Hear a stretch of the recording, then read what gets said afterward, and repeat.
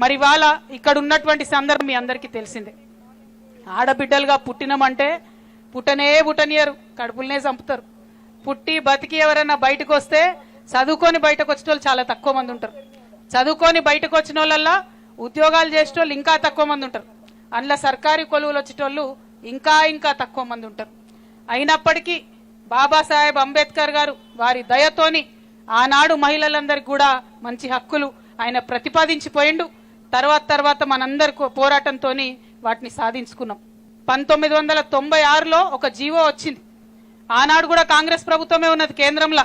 కానీ మన బిడ్డ పివి నరసింహారావు అక్కడ ప్రధానమంత్రిగా ఉండి 1996లో 33% మనకు మహిళలకు ప్రభుత్వ ఉద్యోగాలలో ఆయన హక్కు కల్పించిపోయినాడు. విద్యలో 33% మనకు హక్కు కల్పించిపోయినాడు, రిజర్వేషన్ ఇచ్చిపోయినాడు. ఆనాటి నుండి ఈనాటి వరకు మరి ప్రభుత్వ ఉద్యోగాలు ఏవొచ్చినా కూడా మహిళలకు 33% కంటిన్యూస్ గా మనకు వస్తూ ఉన్నాయి. చదువుకున్నాం, కష్టపడ్డాం. అది తెలంగాణ వచ్చిన తర్వాత ఇంకా పెంచుకున్నాం. తెలంగాణ వచ్చిన తర్వాత ఏం చేసినాం?